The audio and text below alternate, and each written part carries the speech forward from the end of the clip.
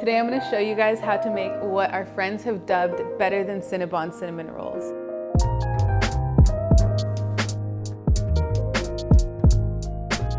So a while back, my husband and I were talking, and we wanted to come up with a recipe that we could bring to every Thanksgiving, every Christmas, and we decided that we wanted to bring cinnamon rolls. So we looked at a bunch of different recipes and we didn't really find one that we loved.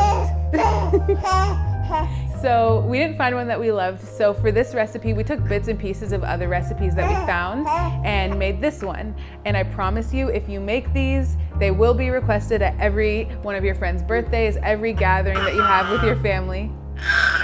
Do you want to talk? Oh. But are you done? What was I saying? It is a little bit of a labor of love. There's some waiting that you have to do, but it's really worth it.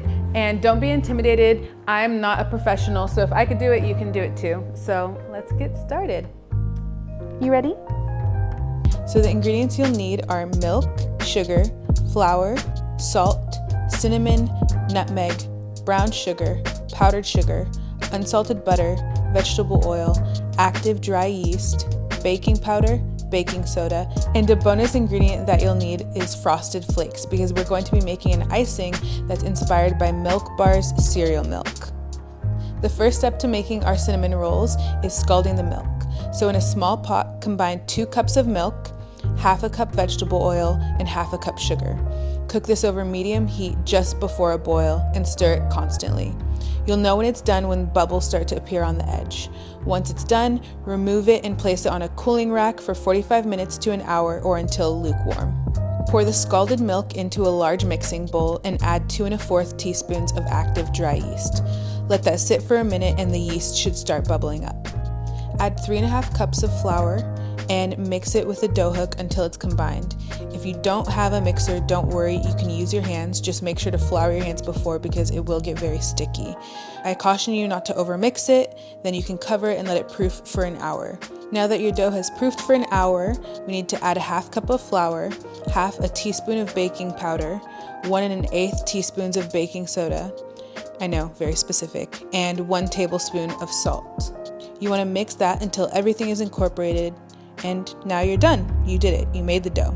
So now we can make our cinnamon rolls. First, you want to flour your surface thoroughly and roll the dough out. I like to do this on top of a Silpat just because it makes it easier for me to cut the cinnamon rolls at the end, because I can see the measurements and make them all even. I like to roll my dough out till it's about 15 inches by 18 inches.